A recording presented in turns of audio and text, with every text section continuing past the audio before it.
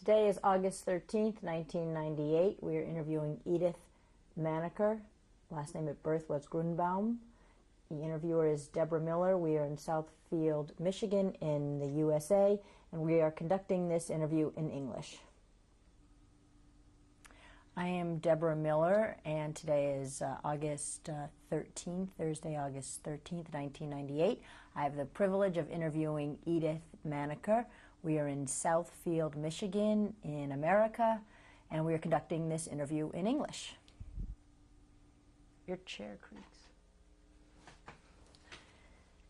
Tell me your name at birth. My name at birth was Edith Grunbaum. How do you spell that? G-R-U with the 2 dots over it, B-A-U-M. And your name today? Edith Maniker. Did you have any Hebrew or Yiddish names we should know about? My Hebrew name is Esther. When were you born and how old are you today? I was born March 12th, 1931, and I'm 67 years old now. Where were you born? Leipzig, Germany. Tell me your parents' and siblings' names, please. My mother's name was Truda. My father's name was Abraham. And I have one sister, and her name is Paula. And Paula's full name? Her name now is Paula Balkan. What language did you speak at home? German. What do you remember about growing up in Leipzig in terms of some of your memories, fond or strong memories of your parents? Life in general, are you talking? It was a very happy home, and really very much the headquarters of my parents' friends.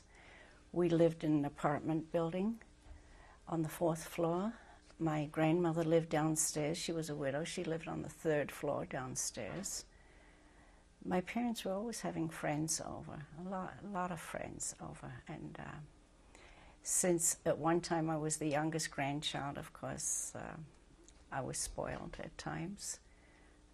I remember Sunday afternoons, we had no car, but my father, mother, and sister had bicycles. My father would put me on a seat behind him on the bicycle and they'd ride out to the country.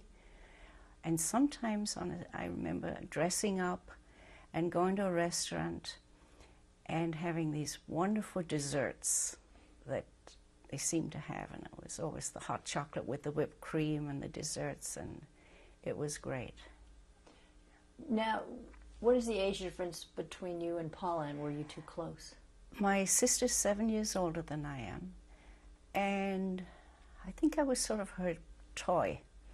I definitely belonged to her. She spoiled me, she babied me, and of course also bossed me and mothered me. But it's a big age difference, and because of the age difference, she was actually very good friends, and is to this day with one of my cousins who is just 1.5 years difference in age from my sister.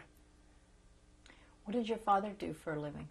My father was a printer. They called it a printer and compositor.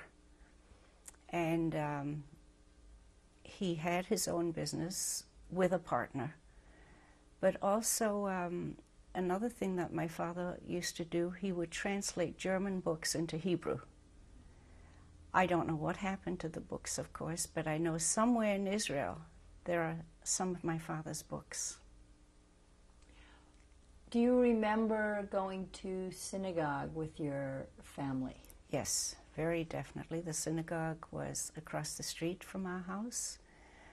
My father would go. My mother wouldn't go all the time, but my father definitely went to synagogue. And, of course, the women always sat upstairs, the men downstairs. And because I was younger, I could go downstairs and visit my father, but definitely we went to the synagogue.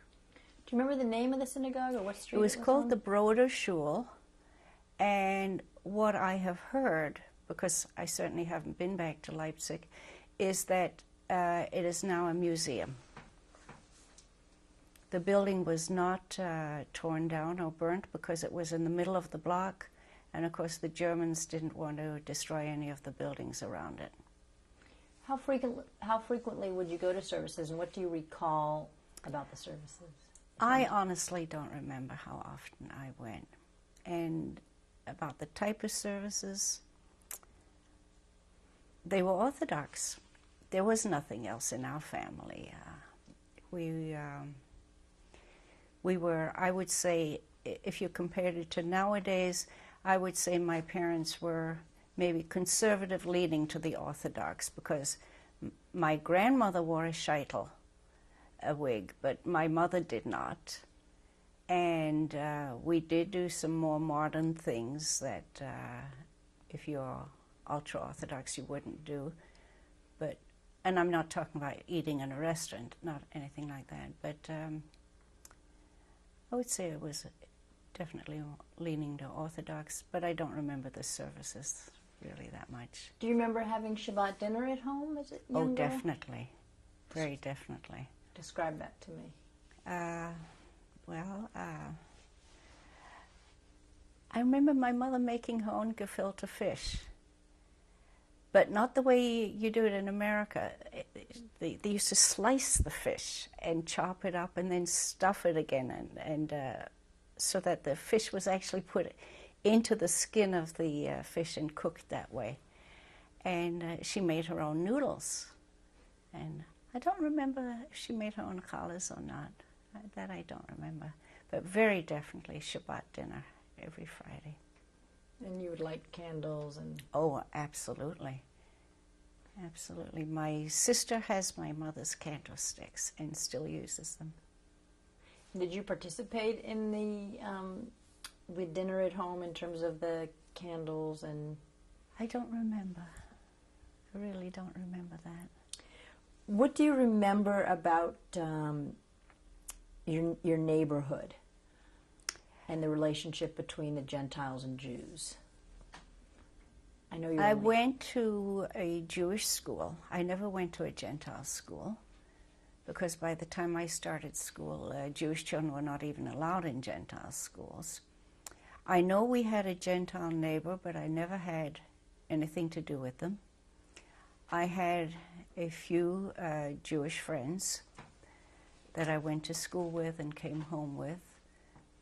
But my life really revolved very much around my parents and sister, my grandmother, aunts, uncles, and cousins, and my parents' close friends. That was it wasn't a big world. I didn't really stray that far from home. What was the name of the Jewish school? Do you remember, and what do you recall about The Jewish school that I went to was the Karlbach school. And it was all Jewish, of course. It was very crowded, a lot of children. I can't tell you exactly how many, but I know there were, I remember crowds in my memories, you know. And the teachers were very strict. I do remember that. Now, you said by the time you went to school, which would have been 37... 36, 1936, basically. Already, were there... Kristallnacht began in 38. Yes, November. Do you remember how your life changed at Kristallnacht, or were there signs beforehand?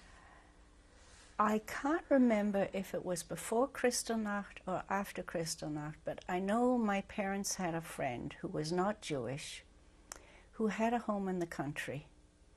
And I remember my mother putting me on the bus to go to the country to visit this friend for the day. And she would put me on the bus, and I would have very strict instructions not to tell anybody that I was Jewish. And at the end of the bus line, the friend would pick me up and I would spend the day in the country with her. And I vaguely remember it, but what stands out in my mind very strongly is the fact that my mother kept warning me, never tell anybody that you're Jewish. But I'm not quite sure if it was just before or just after Kristallnacht that happened. So do you remember seeing anything specific on Kristallnacht? Oh, yes. That's one thing that's really burnt into my memory. My mother's brother and wife lived on the outskirts of the city, and I remember them coming to our home and saying that their home had been burnt, so that they came into our home. And I remember all of us standing by the window looking down at where our synagogue was and seeing the bonfire in the middle of the street where they were burning the Torahs and the Talesim and the prayer books. That's sort of burnt into my memory, how all of us stood at the window with the lights out in our house and just watching the people down on the street. We were very lucky, though. The way I remember it is that the custodian of our building, when the Nazis came to pick up my father, told him there were no Jewish people in the building. And we weren't the only Jewish people in that building, but the men in our building were saved that night. I mean, later on, unfortunately, they weren't, but that night they were saved.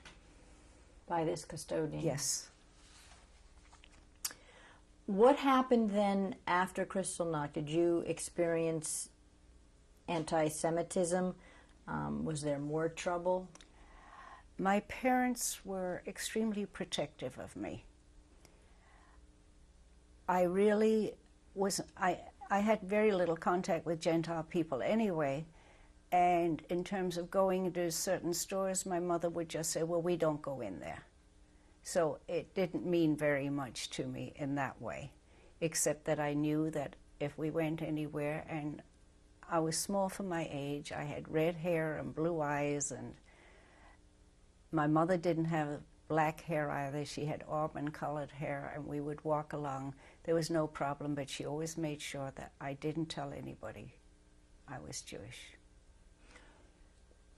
Were there any anti-Jewish measures that were passed that affected your family, whether it be a star or whether something to do with your father's employment? The stars weren't worn until after World War II started, and by that time I was out of Germany. And in terms of my father, I believe he lost his business. I remember within the house, the furniture disappearing. We had a very beautiful dining room set and couches, and we had a piano, and those disappeared. But it was done when I wasn't home, and I was never, ever made to feel poor or deprived. My mother took a steamer chest and put it in the middle of the floor and put a tablecloth over it and with a vase on top of it. So there was still something in the room, and it was never made to feel, I never felt deprived. I never felt as if I was doing without anything. Did you understand why those things were taken or sold? No, I really didn't, and I didn't think too much about it, and it was years later that I started thinking about it, and I'm sure it was so that they could have money. But at the time, I didn't think of it. Did you have nightmares after Kristallnacht, or were you scared? If I did, I don't remember, very honestly. My life was definitely disrupted because before Kristallnacht, I had my own bedroom, my sister had her own bedroom, and then my aunt and uncle came to stay with us, and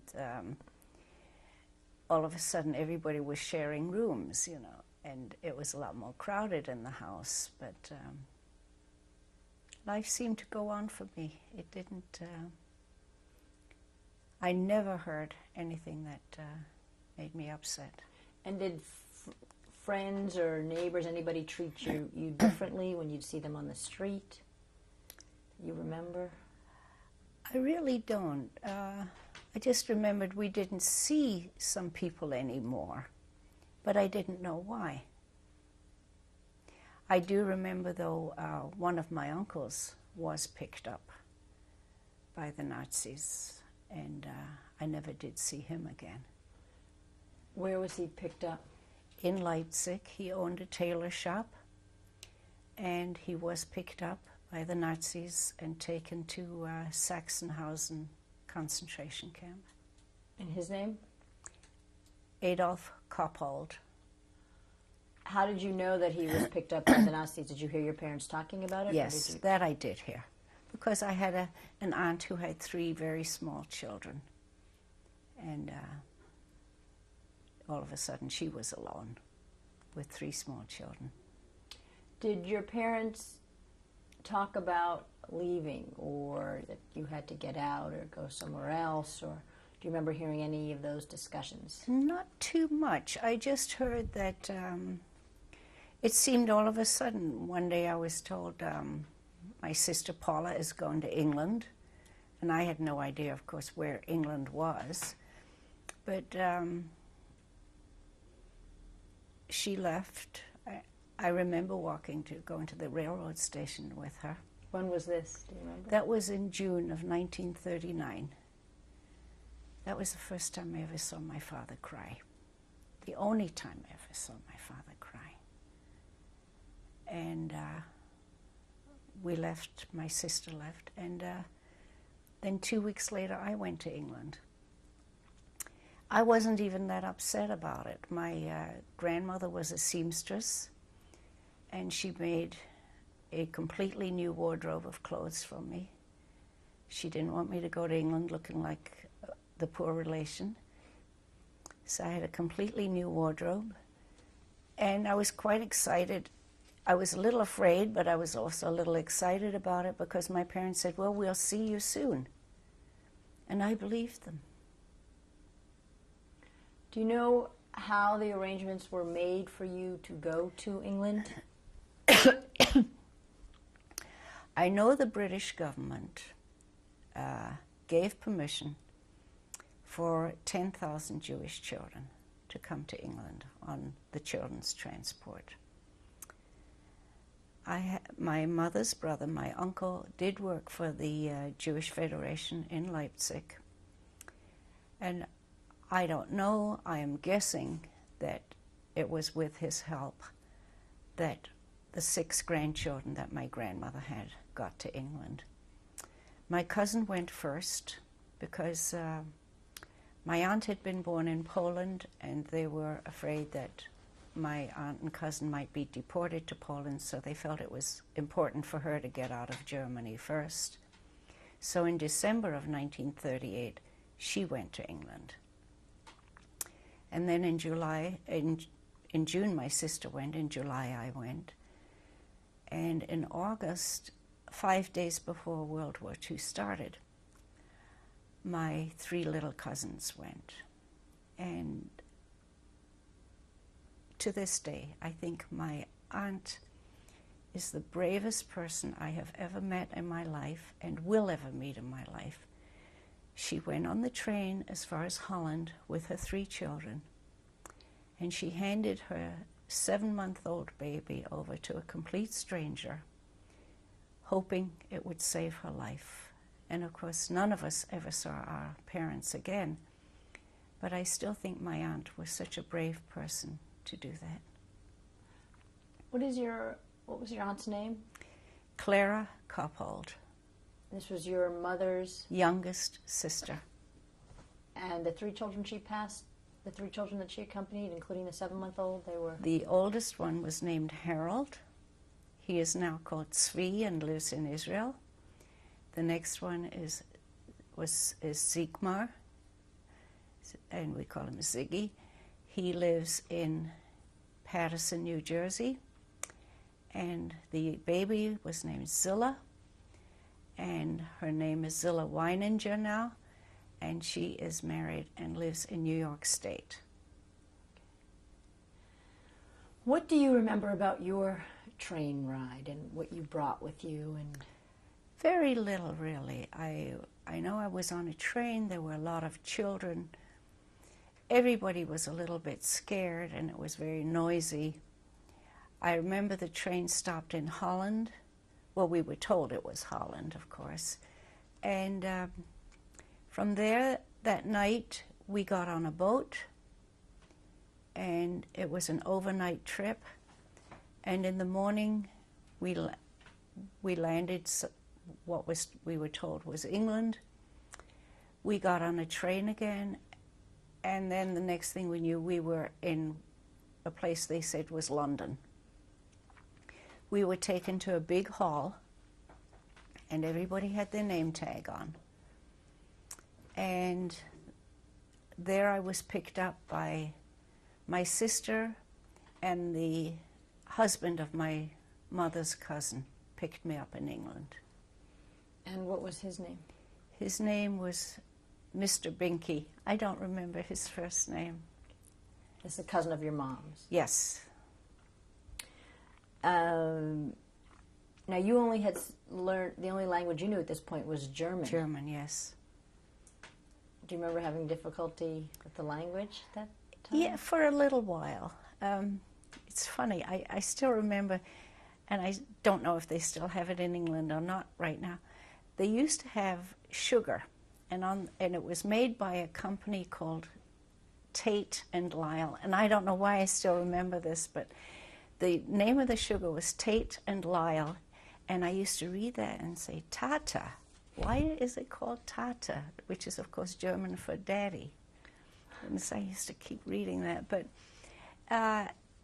when you're 8 years old and you just have English spoken to you, after a while, you learn it, and you learn it very fast.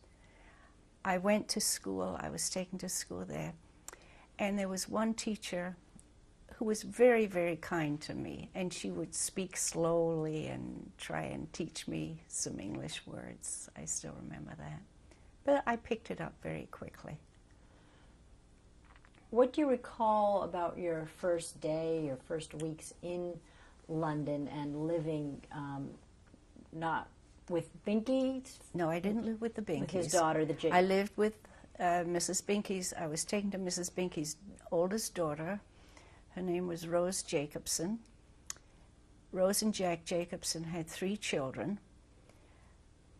They were not rich people. I think they were quite poor people. And I had come from a home that was gradually emptying out in terms of furniture. And I know my parents' standard of living was going down, but they lived on a much lower scale than I had been used to. And it was not a big house. I slept with the youngest daughter, and it was different. It was very different. I was small and thin, and their daughter, who was 1.5 years younger than me, was bigger and fatter than me, so she always tried to fatten me up by making me eat lots of bread. And it was different. Did you have any contact with your sister at this point? Where was Absolutely. My sister lives in San Diego. No, I'm sorry, Oh. during when you were in England? Yes. But there was no telephone. So it was hard. It was a matter of getting in touch by writing, really. Where was she living? My sister, you're talking about just before the war started, right? Right, when you first... She had gone from Mrs. Binky. I think she went to live with another daughter of Mrs. Binky's. And she stayed there, and I stayed with this other sister. But it was all in different parts of London. It wasn't in walking distance or anything. So we didn't see each other that often. At this point, did you have any contact with your parents? Yes. Yes. But unfortunately, as an 8-year-old, I was not the letter writer I should have been. So I heard from them, but I can't honestly say that I wrote to them as much as I should have. You were still a very young child. Did you have any Yes. understanding of what was going on? No, not really. Not really. I just knew I was away from home. Things were very different, and I wasn't with my sister or my parents or any of the family around me. War began in September of '39. Yes. What do you remember about that time period?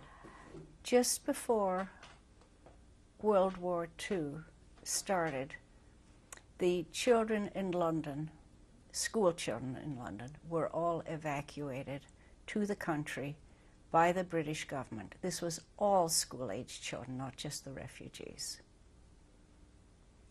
And you were evacuated to where? a small town called Oakham. And with whom did you live there? What was your life like there? Two single ladies in a very Christian home who took us to church every Sunday. Do you remember their names? No, I really don't. I did for years, and lately it's gone. How did you feel about going to church? It was interesting. It wasn't anything I believed in, but it was very interesting to me, and I learned different things. Did someone tell you not to reveal your Jewish identity? No, not in England. I could reveal my Jewish identity, but it didn't seem to matter to these people. They just felt, this is how we live, you're living in our home, and that's how you're going to behave. And you continued to go to school? Well, in England, when children were evacuated to the country, the schools became a very interesting thing. These little villages or these little towns didn't have buildings big enough to accommodate all the children. So school was in the basement of a church, definitely without books or real writing materials or anything like that. So the teachers just did the best that they could. And how long were you out living with these two women? Until December of 1939. When the Jacobsons got lonely for their children, there wasn't anything going on in London, so they had their children, including me, come back to London. And how did life continue for you there? I started school, and by that time I was speaking English. So I went to school every day until June of 1940. And that's when the Blitz in London began. And at that time we used to go to the air raid shelters every night, and there was a lot of bombing in London. And at that point the British government evacuated the children to the country again. What do you remember as a 9-year-old about the Blitz? Scary, very noisy, because you not only heard the bombs falling, you also heard the guns going, and that was noisier than the bombs, really, because they were trying to shoot the planes down. At this point, was there any contact with your parents? Did you have any idea what happened to them, when you would see them again? My parents were trying to get to Palestine, and my aunt and uncle, her brother and sister-in-law, tried to go with my parents. At that point, we were still getting mail through Hungary. They got as far as Budapest, Hungary, when they were still writing to us. And mainly it was to my sister, because of course she was the letter writer, and she received quite a few letters from them. A lot of them very heartbreaking, asking for help, if my sister could possibly get help for them. But she was 15, 16 years old. She had nobody to turn to either who could help her, and who could help bring my parents maybe to England, or even to get the money. There was no way for her to do it. It was tough. Was this the last contact you had? After that, there was a little bit of Red Cross contact, but very short messages saying that they were okay.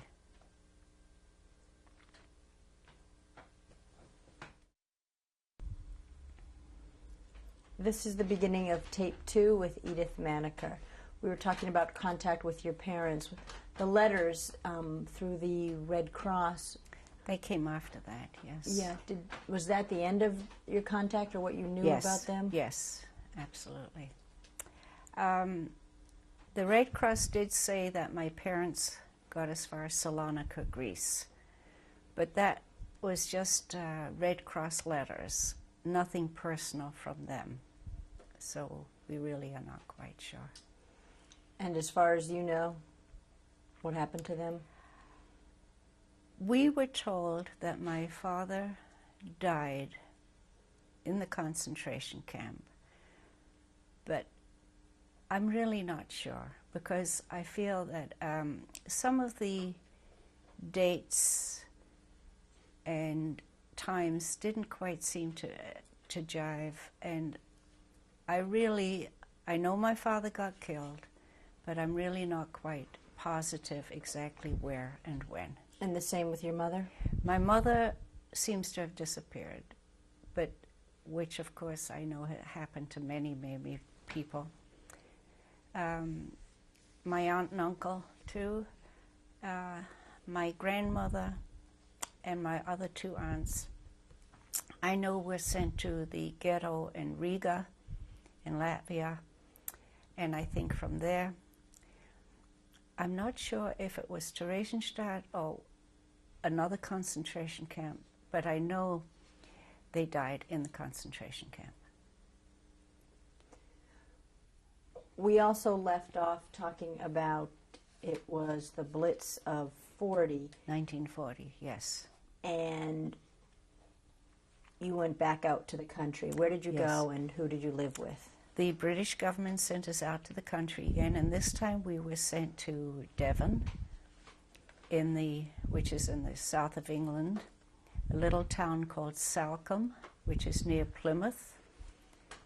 And I was sent to the home of Lady Clementine Waring.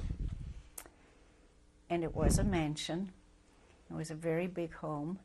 The Jacobsons' two daughters and myself were sent there.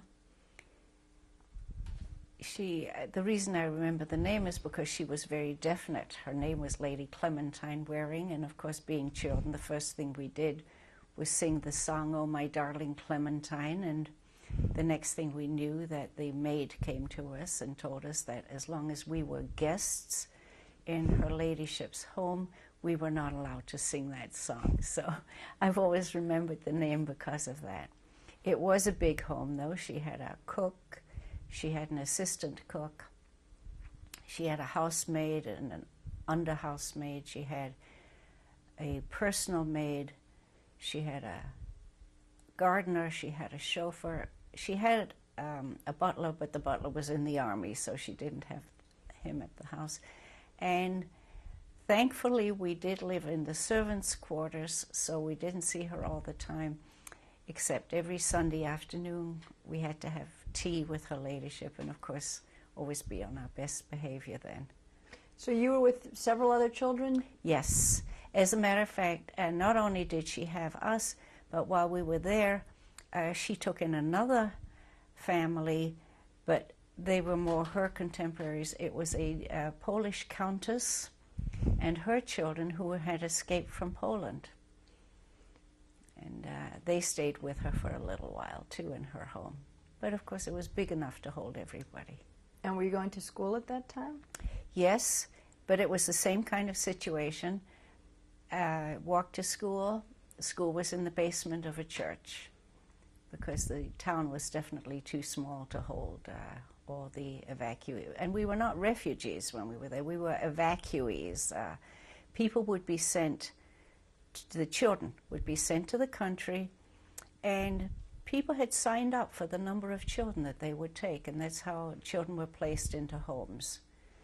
So the fact that you were Jewish was not the issue at this point? This is all children from London.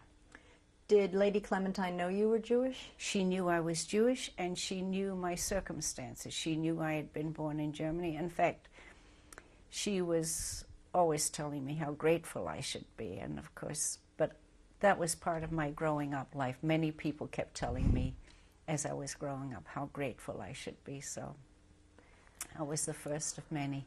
Did the children or teachers know you were Jewish? The teachers knew I was Jewish. The other children, I'm not sure if they knew I was Jewish or not. They definitely did not know I was born in Germany, that I was German, because that is one thing I never told anybody. Because it's very hard to be a young child in England during World War II when everybody's father or uncle or brother is away fighting the war, fighting the Germans, and you tell them you're German. So even though I was Jewish and would have been killed had I been in Germany, this is not something that other children would have thought about, so I definitely kept quiet about it. I never admitted to anybody that I was born in Germany. How long did you stay with Lady Clementine? We stayed there until around September of 1942. And at that point, things had quietened down in London a little bit, and the British government had all the London children go back to their homes. And we didn't realize until several years later that the reason we were taken away from Salcombe is because the American Navy was being brought in, and they were already planning and training for the invasion of Europe, which would be happening 2 years later. So you went back to London? Yes, back to the Jacobsons, and stayed with them, went back to school, and stayed with them for less than a year. And then they didn't want me anymore. So they just packed my clothes up one morning, and Mrs. Jacobson, Rose Jacobson, took me on the bus to the Jewish Refugee Committee and put down my suitcase and said, "Here," and left me. You were 11 or 12 at that point? That was 1943. I was 12 years old. How did you feel? Lost. I really didn't know what was going to happen to me. And I don't think the Jewish Refugee Committee knew quite what to happen with me. So what they did is they took me and put me in an Orthodox refugee hostel in London, in a part of London. And it was very hard for me because even though I, of course, was Jewish and had grown up in a very, very Jewish home, I hadn't lived at home since 1939. I'd been living with Gentile people for a lot of the time, and even the cousins I lived with, my mother's distant cousins, were very unobservant.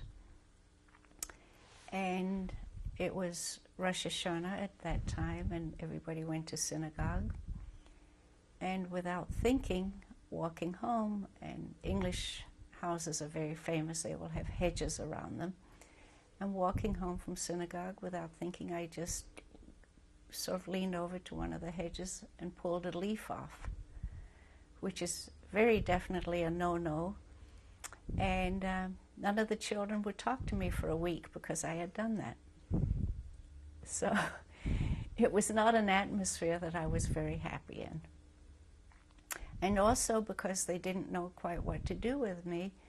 When the children did go to school, I didn't go to school. They hadn't quite placed me. They didn't quite know what they were going to do with me. So all the time I lived there, I didn't go to school.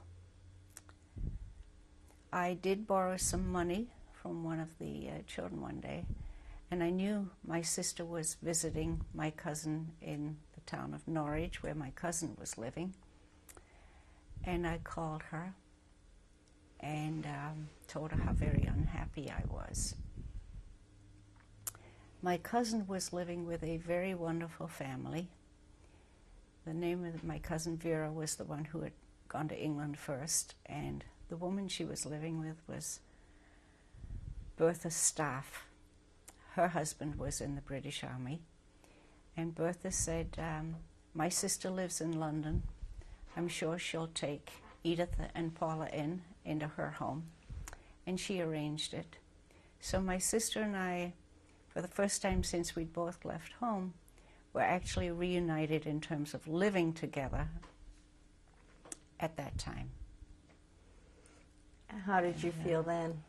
I felt very good. I felt comforted by the fact. And I also had to get used to the fact that my parents had placed a big responsibility on my sister. She was the oldest grandchild. And the whole family said to her and wrote to her once she was in England, "Remember, you're the oldest in the family. It's your responsibility. Keep the family together. Look after everybody." That was a big burden to put on a then 15-year-old. And when my sister and I got together, I sort of had to get used to the fact that she was going to boss me around, and she was the boss, and she was going to be telling me what to do. The two of you were then living alone in London? No, we were living with Bertha Staff's sister, whose name was Florrie Hart, H-A-R-T. And she was married to Mickey Hart, and they had one daughter called Lee. And we lived there, and it was a very wonderful experience. They were very kind to us and very good to us. Lee was their only child, and Lee and I slept together in a bed. My sister had her own bedroom, and of course they slept in their own bedroom. But it was a very good time for us. It really was. And then we lived with them maybe about 4 months, and we were bombed out. And it was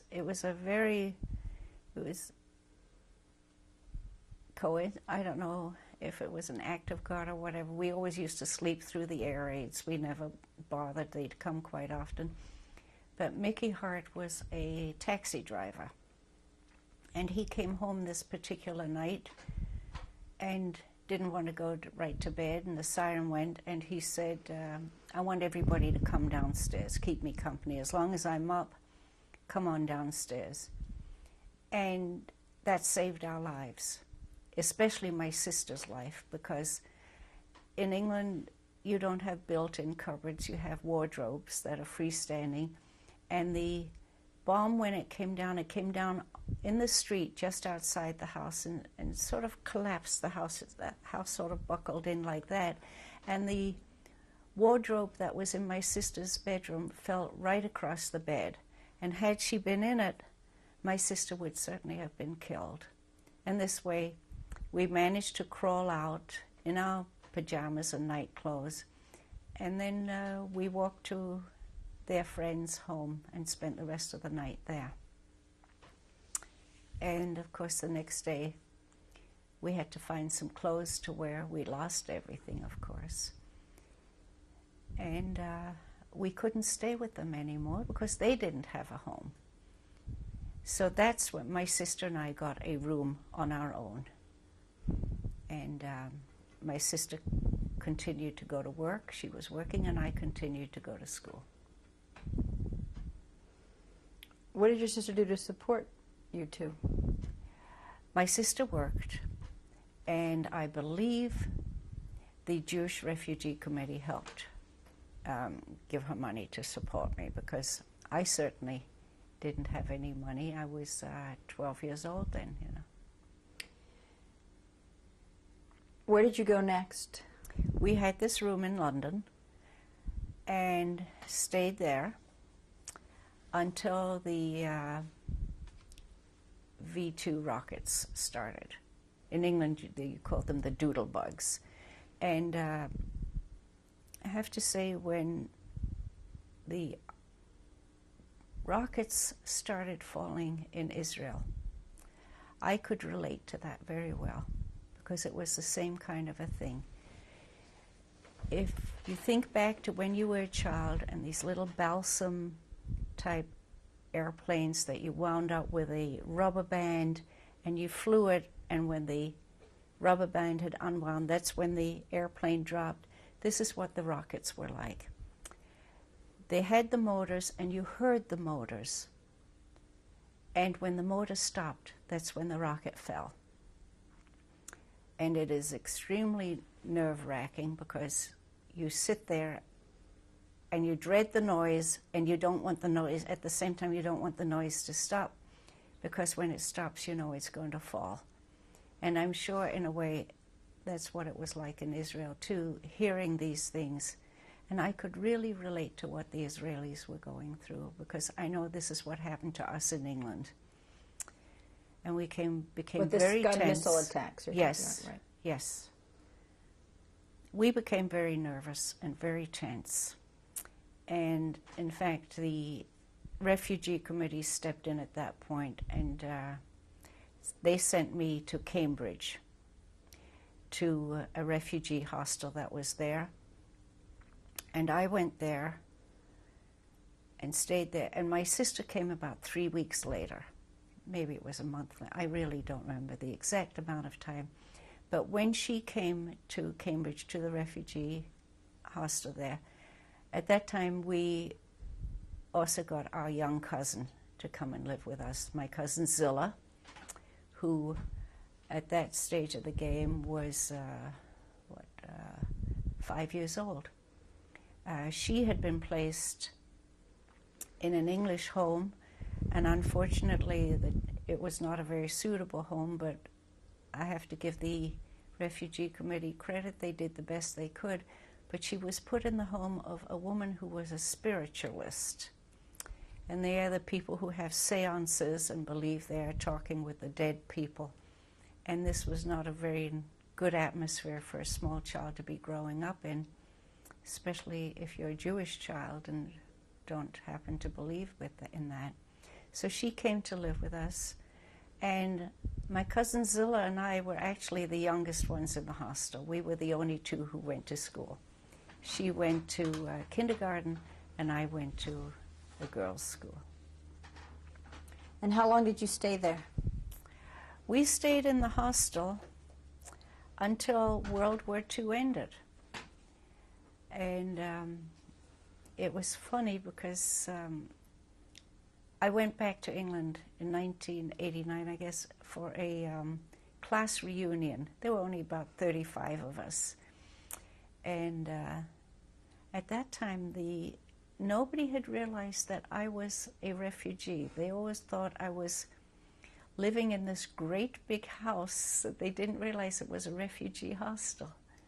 And they were quite surprised to hear about, because I never talked in terms of my Germanness. And English people don't visit back and forth that much with each other, so they never knew if I had parents living there or anything. So. And what was the name of the school that you had the reunion with?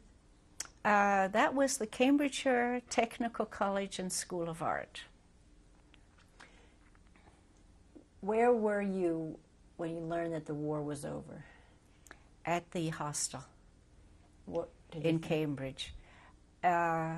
We had been hearing about things, everybody had been listening to the radio, and of course, no television, of course. Lots of radio, everybody was very anxious, reading the newspaper. And in fact, I have the newspaper, come to think of it, of May 8th, 1945, which was VE Day, Victory in Europe Day. And when that happened, of course, everybody was very happy. All of a sudden, the blackout curtains could come down. We had to be very careful about that. Everything was blacked out. People lit great big bonfires and danced around them. And many of us sat and cried, because in the refugee hostel anyway, because the older ones especially realized that they most likely wouldn't see their families again, because we were already getting movies of concentration camps. And the realization hit that, thank God the war in Europe is over. Now what do we have to face up to? Will we ever see any of our family again? Do you remember thinking that? Do you? Yeah. As a it child? was like a discussion. People in the refugee hostel would, and of course 90% of us never did see our parents again. So it was a very happy time and a very sad time. And what happened next? Where did you go? The refugee committee closed up the hostel, and my sister and my cousin and I got what was called an apartment, but really and truly what it was is it was in a building where there was a restaurant in the building, and there was somebody's office was in the building, and we sort of had the top floor where there were 3 little rooms, and then we had to go downstairs and around the corner to what was the bathroom and a little hot plate that we used as the kitchen. But we lived there from 1945 until 1947 when we came to America. Why America? And who made those plans for you? Basically, it was always my sister who made the decisions. My cousin Vera had went to America in the spring of 1947 because she had an uncle living in New York. And like everyone else, when your family has been killed, you're looking for family. And we had an aunt and uncle living in Detroit. And that's why we came to Detroit, my sister and my little cousin Zilla was adopted by a family in New York. My cousin Ziggy came to America a year later, and he was also adopted by a different family in New Jersey. And my cousin Tzvi, their brother, went to Israel, and he went to a kibbutz. What do you remember about arriving in America? Well, one of the first things I remember, we had a great uncle living in New Jersey, and a cousin took me to, I said, what's a drugstore really like? Because you'd seen these movies with the soda fountains and everything. So she took me to see a drugstore with a soda fountain. And then she took me into a supermarket, which was absolutely the most awesome sight I had ever seen in my life, because 1947 in England, we had very strict rationing. Bread was rationed, milk and meat and everything else was rationed. Vegetables were basically the only thing that wasn't rationed. We had to be very careful with electricity and even with coal to heat with, and to go into a supermarket and to see all this food and you could buy as much as you wanted to. That was really very fantastic. When you came to Detroit, how did you support yourself? Did you live with these relatives? My sister and I came to my aunt and uncle's house, and we lived there for 7 weeks. My sister got a job as a sales lady at a clothing store, and I was 16 at the time, so I had to get working papers. The school I had gone to in England, I had learned shorthand and typing, but it was a different type of shorthand than the Americans were using, so it was really no good because nobody else would be able to transcribe it if I used it, so that was no good. And also, nobody wanted to hire a 16-year-old who was not a high school graduate. So I had to get working papers, and I got a job working at a cleaner's. And within a couple of weeks, both my sister and I were working, and within 7 weeks, we found a room with kitchen privileges, and we lived there. We both worked, and then and we would pool our money for the rent and for the food. But the hard part was that we had saved up our ration coupons for clothing because, again, we never wanted to come over here as the poor relations. But we didn't know that the stylists would change the styles, so we bought all these, a couple of new dresses, and then when we got to America, all the styles were below the knee, and so we still looked like the poor refugees in our brand new dresses that were way out of style in America. When did you meet your husband? I met my husband the very first time I had joined B'nai B'rith. Somebody had introduced me to some people. I met him at a B'nai B'rith party, but I didn't see, it was at a party, but I left the party early, and so I never saw him again for a while. And then somebody fixed us up again, and he felt I was way too young for him, so nothing happened then again either. And then finally I met him at again at a B'nai B'rith party, but I was the hostess at that one, and he happened to walk into the party. He was on his way somewhere else, and we talked, and he asked me if he could take me home that night, and I said yes, but I'm a hostess, you're going to have to wait till the end of the party. so he spent the evening with another girl all evening. But when it was time to come home, he was stuck. He had 2 girls he was taking home. But I was very smart. I managed to sit next to him. I made sure I sat next to him, going home in the car, and the other girl sat on the outside, so he had to drop her off first. So I was the one he ended up dating, and we got married a year later. What year was that? We got married in 1953, Thanksgiving Day. How many children do you have? We have 3 children. Alan is our oldest. Do you want me to tell you? Sure, tell me about them. Alan is a neurosurgeon. He lives in New York and he practices in Newark, New Jersey. My second daughter, Terry, lives in Tennessee. She is married to David Tucker.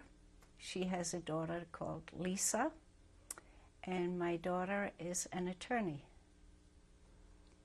And my youngest daughter is named Marcy. She is married to Maury Leiter, and they have 3 little girls, Sarah, Mandy, and Ariella.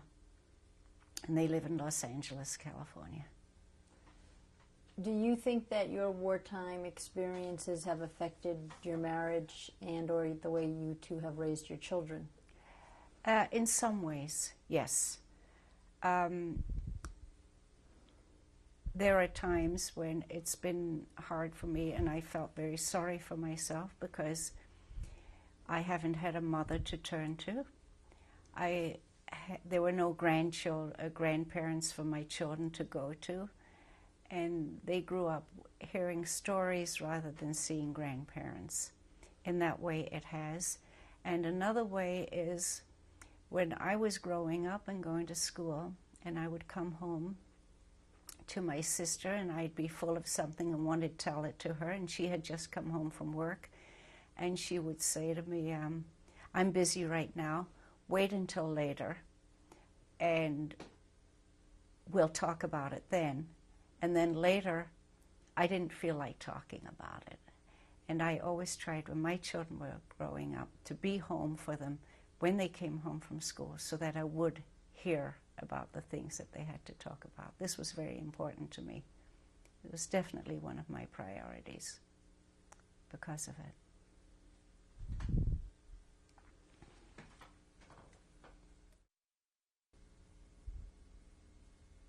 This is tape 3 with Edith Maniker. Did you ever return to your hometown? To Leipzig? Yes. No, there's nothing to return for. I've had mixed feelings at times, but there's really, what am I going back for? A building? None of my family is there or alive, you know. We have, I think there's one gravestone that we could visit. My uncle, the one that was taken to Sachsenhausen, my aunt did receive his ashes, which they buried, but that would be the only thing that would be there in Leipzig. Have you been involved with Holocaust-related organizations? Here in Detroit, I have become a docent for the Holocaust Center in Detroit. It's in West Bloomfield, Michigan. And I take mostly school groups through. I do it whenever I'm needed, and of course we're busier around March, April, May, when the schools become busier with that period in history. And I take many, many school children through. And that's one of my projects. And what else? You used to work as well? Yes, I did work when my youngest daughter, Marcy, was 13 years old. And at that time, my son started college. He was going to the University of Michigan at the time. And my second daughter, my daughter Terry, was in Israel at the time. And I went back to work. I worked in the school system here in Southfield, and I worked with emotionally impaired children. And I worked in the school system for 19 and a half years before I retired. And it was when I retired that I started working with the Holocaust Center. I also do my other Jewish things that I do. I do work with the Kosher Meals on Wheels for senior citizens and handicapped people as well. And another organization that I believe in very strongly is the Michigan Jewish AIDS Coalition, which is an organization devoted to educating young children about the horrors and the pitfalls about AIDS, and educating them and trying to teach them how to protect themselves. Why did you decide you wanted to share your story? I had lots of mixed emotions about that. It took me a long time before I decided, because for many, many years I felt, after all, I didn't go through the camps. I was not hungry. I didn't go without a roof over my head. And I felt very often that I was not a survivor in the sense that all the concentration camp survivors were. Until I went to England in 1989 to the reunion, the Kindertransport reunion. And it was one of the rabbis there who, when I talked to him about that, said to me, "You were 8 years old. Would you have survived if you had stayed in Germany?" And I said, "Of course not. The Germans killed especially any child that was under 14 years old that was of no use to them." So he said, "Well, you are a survivor." And as I say, after that, it still has taken me many years to face up to the fact that I should. And maybe for my children's sake and my grandchildren's sake, it's important. Is there anything else you would like to add, anything we didn't discuss, or any message you have that you'd like to share with us? The Holocaust was such a terrible thing. It's impossible to really bring across the enormity of the whole thing. One of the survivors at the Holocaust Center here in Michigan always used to start out his speech with saying, "Please don't let anybody teach you how to hate, and don't you teach anybody how to hate." And I think that's a pretty good creed to live by. Thank you very much, Mrs. Maniker. Okay. Mrs. Maniker, what is this? This is my birth certificate, and it shows where I was born on the 12th of March, 1931 at 3:30, and it gives my parents' name, both my mother and my father's name, and of course at the bottom it shows the sign with the swastika, the German eagle. Okay. And what's in the bottom half? The bottom half is, I guess, the date where it was registered and the German eagle with the swastika on it. Who is this a picture of? This is a picture of my maternal grandfather, his last name was Shmulevitz, and he was a cantor by profession. He died when I was quite young. Who is this a picture of? This is a picture of my grandmother, who was a seamstress and who was sent to the concentration camps and died with two of her daughters there. Her name? Rose Shmulevitz. From left to right, who is in this picture? My grandmother, Rose Shmulevitz. Standing up behind her is her daughter, Yetta Rabitsky, whose daughter Vera was sent to England in December of 1938.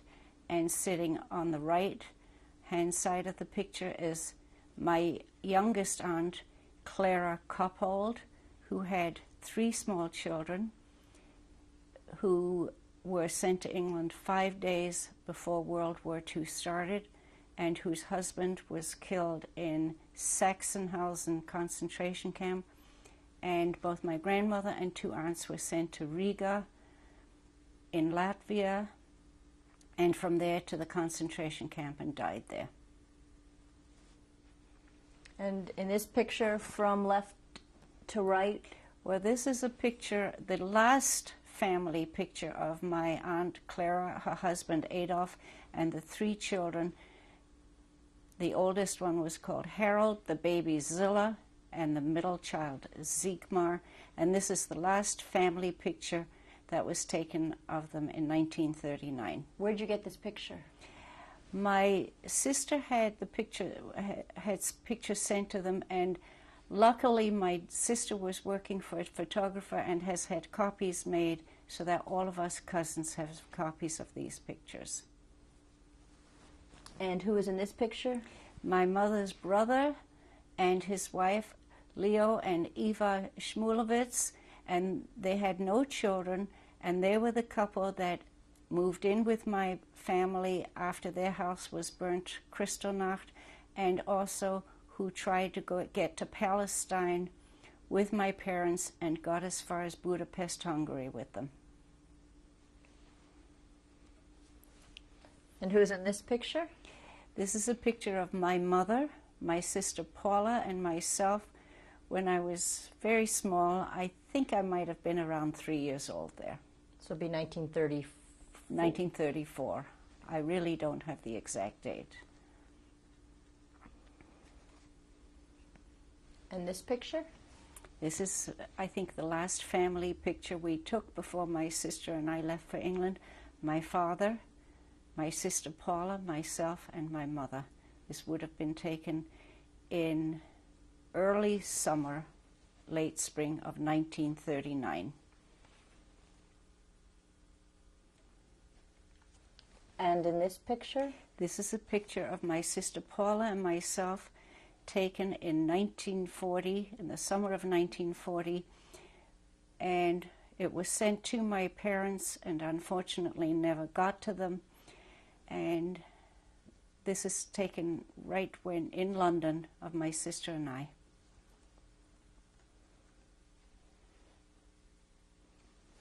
And who's in this picture and when was it taken? This picture was taken on July the 15th, 1947, at the railroad station in London. My sister, my little cousin Zilla, and myself,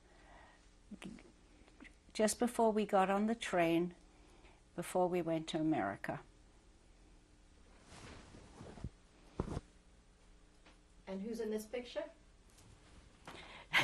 This is a picture of my husband Art and myself on November the 26th, 1953, the day we got married.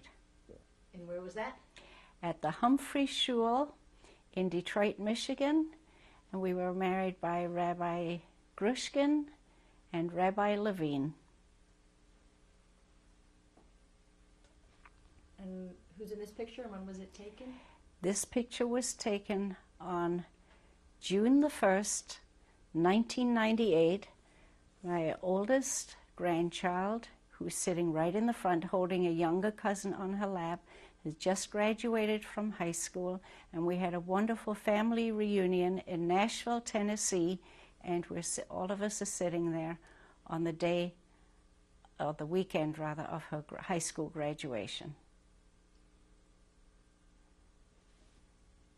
Who's in this photo, Mrs. Maniker? This is our oldest granddaughter, Lisa, and this is her graduation picture from high school.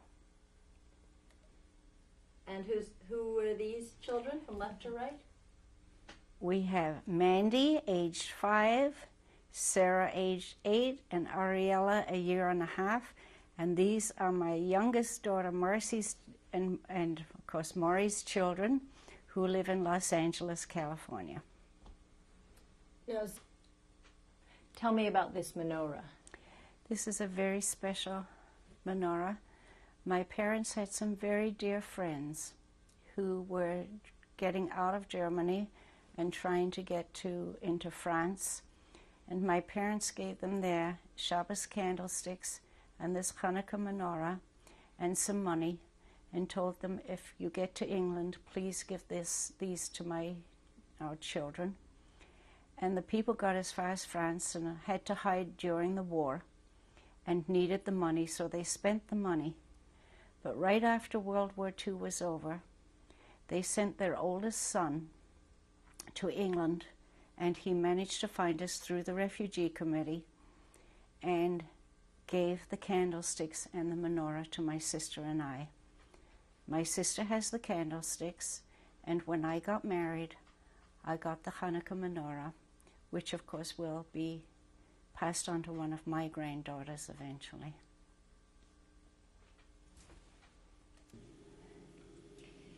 Mr. Maniker, I was wondering if you had anything to say to your wife, and if you could tell us perhaps why it's important that she was able to share her story with us. Certainly, I would be very glad to do that. We've been married, of course, for 45 years, and at this particular time it would seem appropriate to say something real profound that might possibly lead to eliminating catastrophes such as what she has had to go through. And it's remarkable that what she's gone through, that there really haven't been any too serious significant scars in terms of physical health or mental health. We have discussed this quite lengthily, and feel that the root cause of the Holocaust is probably due to bigotry and misunderstandings of people in a relationship with each other. And I really personally believe that a great deal of it is caused by the Christian church. And had they not preached bigotry and let's say disdain or any